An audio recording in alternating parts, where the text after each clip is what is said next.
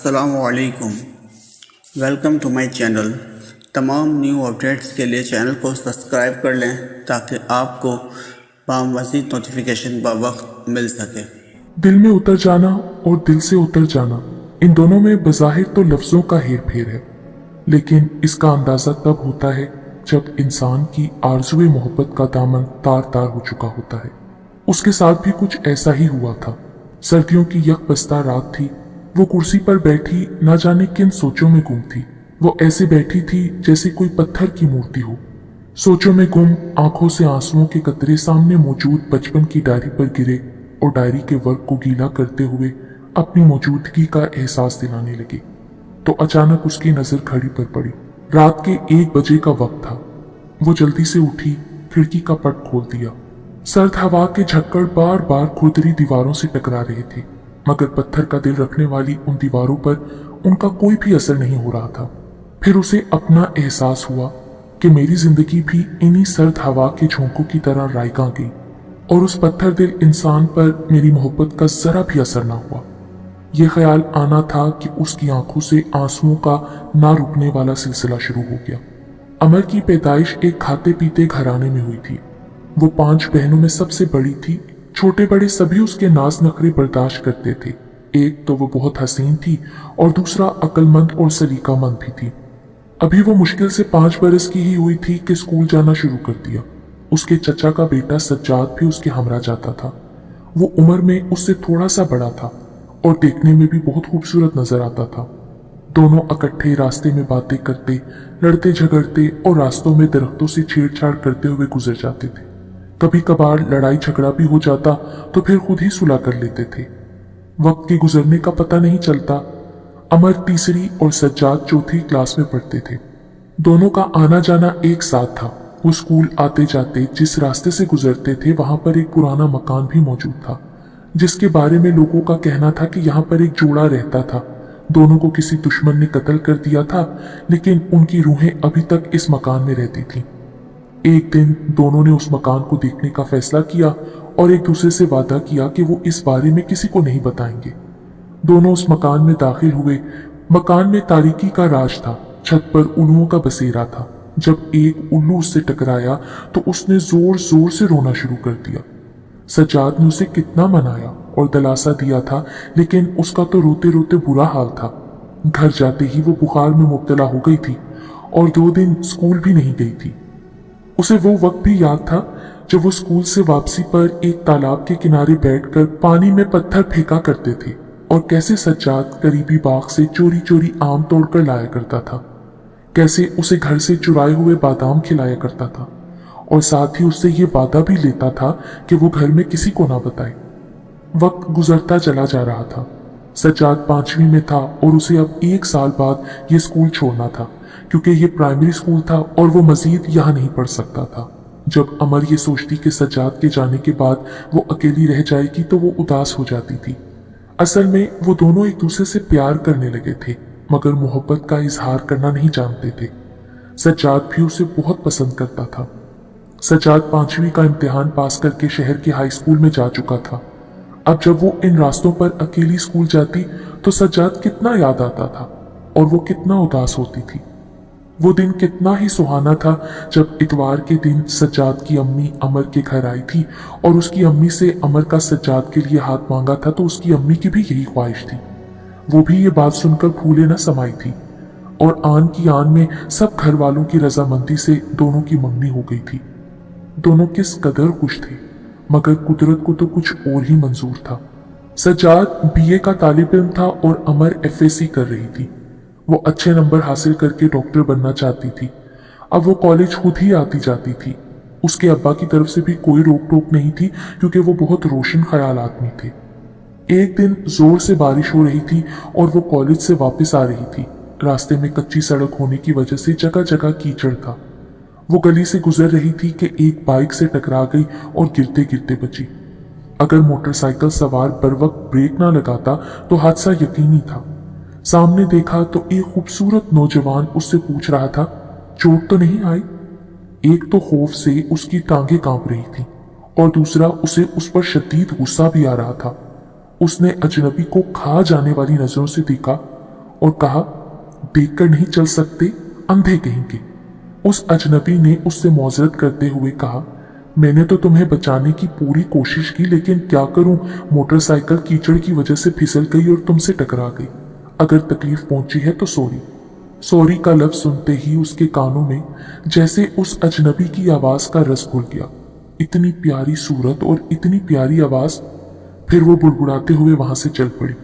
शाम को अमर पढ़ने के लिए बैठी तो बायोलॉजी की किताब ना पाकर बहुत परेशान हुई। या अल्लाह, मेरी किताब कहाँ चली गई।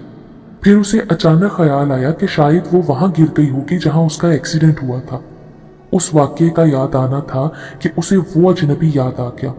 वो काफी देर बैठी उसके ख्यालों में खोई रही। बार बार उसका चेहरा उसकी आंखों के सामने आ जाता। कितना हसीन चेहरा था, कितना धीमा और प्यारा अंदाज था बात करने का। चोट तो नहीं आई, ये फिक्रा उसके दिमाग में गूंजने लगा।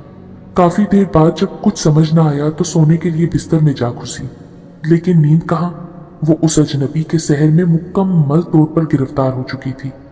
वो बार बार सज्जाद और उस अजनबी का मवाजना कर रही थी। सज्जाद में अपनायत गालिब आती तो उस अजनबी का चेहरा और धीमा अंदाज उस पर हावी हो जाता। काफी देर तक वो इसी शशोपंच में रही कि सज्जाद बेहतर है कि अजनबी। आखिरकार अजनबी सज्जाद पर सबकत ले गया और वो दिल ही दिल में दुआ मांगने लगी कि काश कभी दोबारा किसी भी तरह, किसी भी कीमत पर उस अजनबी से मुलाकात हो जाए तो वो उसका नाम और पता तो कम से कम पूछ ले। इन्हीं ख्यालों में गुम न जाने उसे कब नींद आ गई। उधर नबील भी सोच रहा था कि किताब वापस करनी चाहिए या नहीं। नबील को किताब से पता चला था कि इस लड़की का नाम अमर है, वो FSC की तालिब इल्म है। जब उसे किताब वापस करने का ख्याल आता तो अमर की खा जाने वाली नजरें और गुस्सा उसका हौसला पस्त कर देता कि पता नहीं वो क्या समझे और उसके वालिदैन बुरा ना माने। आखिरकार उसने किताब वापस करने का फैसला किया और किताब पर लिखे हुए पते पर पहुंचा। दरवाजे पर दस्तक दी तो मुलाजिम ने दरवाजा खोला। उसने पूछा कि बाजी अमर घर पर हैं, उन्हें ये किताब देनी है। जी हाँ, वो घर पर है। मुलाजिम उसे बाहर छोड़कर अमर को इत्ला देने चला गया। मुलाजिम की बात सुनकर अमर के दिल की धड़कन तो तेज हुई। बाहर आई, देखा तो वो अजनबी चेहरा सामने खड़ा था जो उसे यूं मुखातिब हुआ, मेरा नाम नबील है। उस दिन तुम्हारी किताब वहां गिर गई थी तो मैंने सोचा कि वापस कर दूं। तुम परेशान होगी ना। वो किताब देखकर वापस जाने ही वाला था कि अमर ने आवाज दी कि सुने, चाय पानी तो पीते जाएं। इस पेशकश को नबील ने रद्द कर दिया और वापस जाने के लिए मुड़ा। वो उसकी आवाज के जादू में गुमसुम खड़ी थी। नबील, कितना प्यारा नाम है ना। वो इन्हीं ख्यालों में गुम थी जब मुलाजिम ने उसकी यादों का तसलसल तोड़ा कि बाजी सिकंदर साहब आपको बुला रहे हैं। अमर के अब्बू सिकंदर खाने पर उसका इंतजार कर रहे थे। कौन था वो लड़का, क्या करने आया था? पता नहीं कौन था। मेरी किताब रास्ते में कहीं गिर गई थी तो इस पर घर का पता लिखा हुआ था, वही वापस करने आया था। इसके बाद सबने खाना वगैरह खाया, लेकिन अमर का दिल खाने में बिल्कुल नहीं लग रहा था। उसकी आंखों के सामने तो नबील का चेहरा घूम रहा था। वो थोड़ा सा खाना खा के खाने की मेज से उठ गई। लगता था कि वक्त का पहिया जाम हो गया है। अमर का नबील के बगैर वक्त ही मुश्किल से गुजर रहा था। यहाँ तक कि सज्जाद, जिसे वो अपनी मोहब्बत का महवर समझती थी, उसे भी भूल चुकी थी। हर वक्त नबील की याद में गुमसुम रहने लगी थी। एक दिन वो अपनी सहेलियों के साथ कॉलेज से वापस आ रही थी। गाड़ी नहीं मिल रही थी और ना ही कोई रक्षा आसपास नजर आ रहा था। अचानक एक सुनहरी कार करीब आकर रुकी। उससे नबील मुस्कुराता हुआ बाहर आया और बहुत ही अदब से सलाम किया। नबील को देखते ही अमर के दिल की धड़कन तेज हो गई। फिर नबील ने उसे घर छोड़ने की दावत दी, जो अमर ने बखुशी कबूल कर ली क्योंकि वो चल चल कर थक चुकी थी।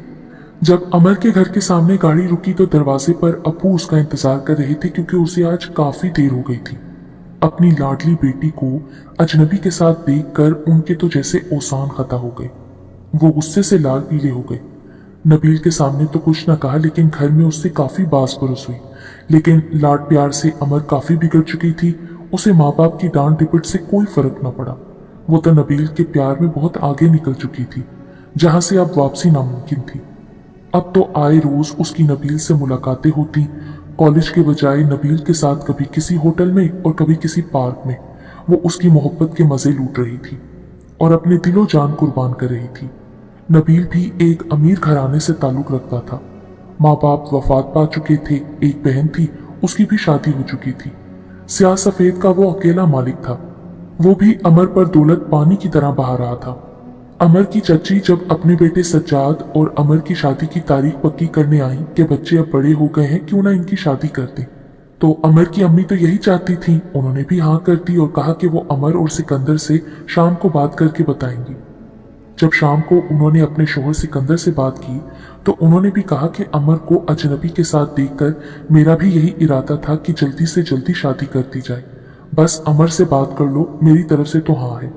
शाम को जब वो अमर के कमरे में गई और कहा कि आज तुम्हारी चच्ची आई थी शादी की तारीख लेने, मेरा भी यही इरादा है कि अब तुम्हारी शादी कर देनी चाहिए, लेकिन अब तो अमर सज्जाद से हरगिज शादी नहीं करना चाहती थी, उसे तो बस नबील चाहिए था। थोड़ी देर बाद खामोशी से वो वहां से उठ के चली गई और जाते हुए कह गई कि उसे अभी शादी नहीं करनी, जब करनी होगी वो बता देगी। कुछ दिन यूं ही गुजर गए और आखिरकार सिकंदर ने अमर को अपने कमरे में बुलाया और 1 माह के अंदर शादी का फैसला सुनाया। अमर पर तो जैसे आसमान गिर पड़ा। उसने साफ कह दिया कि मुझे सज्जाद से शादी नहीं करनी, मुझे नबील से शादी करनी है। नबील का नाम सुनकर सिकंदर को यूं लगा जैसे उसकी मौत उसके सामने खड़ी हो। वो अमर पर चिल्लाया और उसे मारने के लिए लपका, मगर वक्त पर मां दरमियान में आ गई। लेकिन जब उन्हें इस बात का पता चला तो उनका दिल भी चाहा कि वो अभी जिंदा जमीन में दफन हो जाए। वो अपनी बेटी से ऐसी तवक्का नहीं कर सकती थी। अमर का घर से अब जाना बंद था और सब लोग उसे सज्जाद के साथ शादी के लिए आमादा कर रहे थे, लेकिन वो किसी की बात मानने को भी तैयार नहीं थी। एक रात सिकंदर कमरे में सो रहे थे। मोबाइल बाप के तकिए के नीचे रखा था। अमर ने चुपके से मोबाइल उठाया और नबील को मैसेज किया कि वो चुपके से आए और उसे ले जाए। उसने भी एहतियात से अपने थोड़े से कपड़े बैग में डाले और सीढ़ी से दीवार फलांग कर रोड पर आ गई। नबील का इंतजार करने लगी। थोड़ी देर में नबील आ गया। वो कार में बैठी और दूसरे दिन कोर्ट में जाकर निकाह कर लिया। आज उसे बहुत खुशी थी। उसका ख्वाब जो पूरा हो गया था।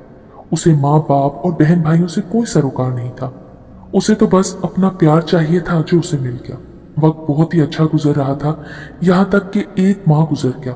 उधर सिकंदर किसी को मुंह दिखाने के काबिल नहीं रहा था। लोगों की बातों से तंग आकर वो दुबई चला गया। उसकी माँ का भी रो रो के बुरा हाल था। वो लोगों की बातें सुन सुन के रोज जीती और रोज मरती थी। अमर को घर छोड़े 3 माह गुजर चुके थे। नबील का रवैया बिल्कुल तब्दील हो चुका था। वो ना अमर से बात करता और ना किसी बात का जवाब देना पसंद करता। अमर को बाद में पता चला कि जिसे वो अपने ख्वाबों का शहजादा समझती थी, वो तो पता नहीं कितनी और लड़कियों से चक्कर चला रहा था।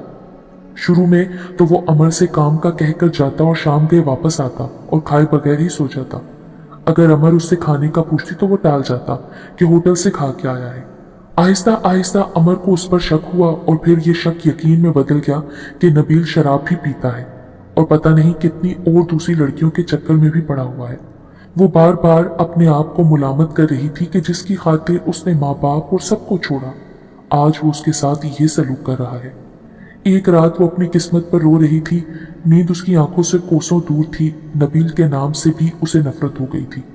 वो उसके चेहरे पर अब थूकना भी नहीं चाहती थी, जिसकी खातिर वो सब कुछ छोड़ छाड़ कर अपने माँ बाप की इज्जत को लुटा कर भाग के आई थी।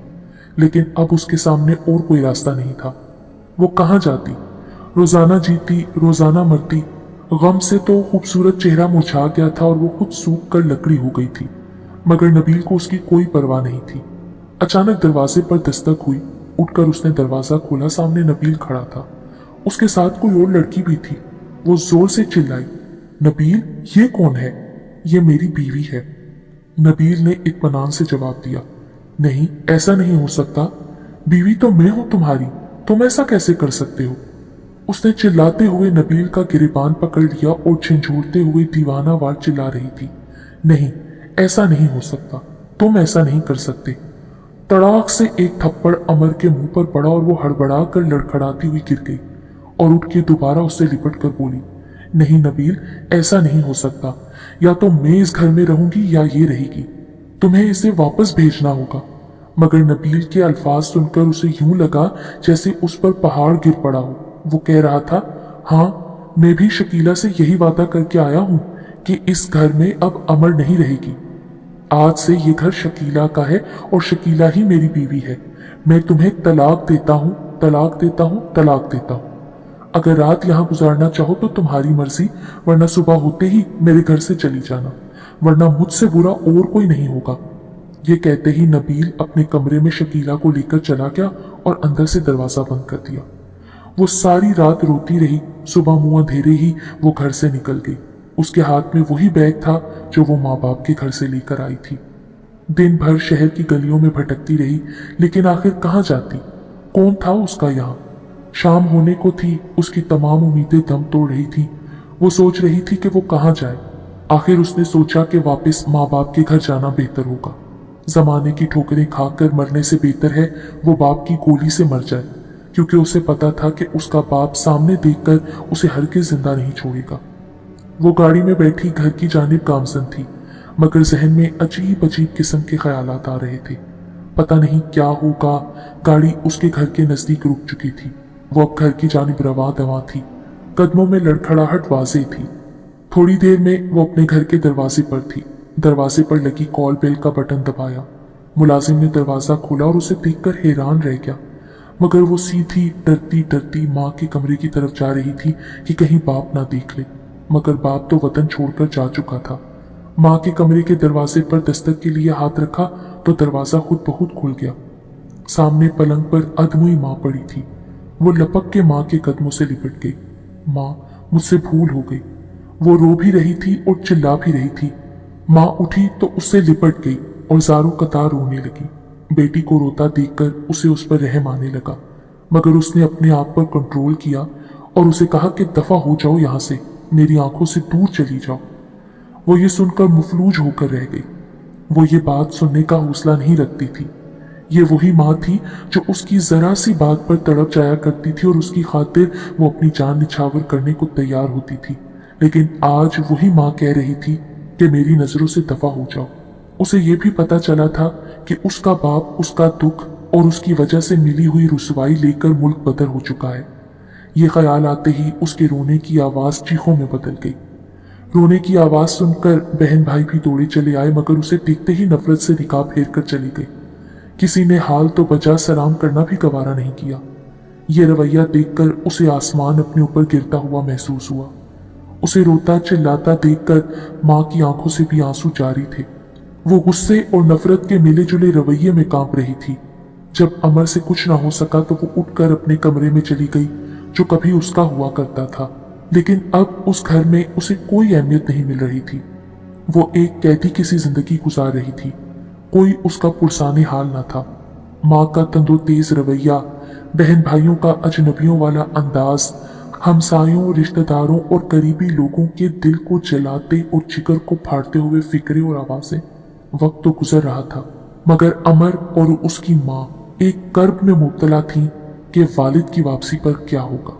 अमर को ये उम्मीद तो थी कि शायद उसका बाप औलाद की मोहब्बत के आगे हथियार डाल दे, लेकिन वो इस हकीकत से भी अच्छी तरह आशना थी कि अब वो हमेशा के लिए अपने माँ बाप और बहन भाइयों की नजरों में गिर चुकी है।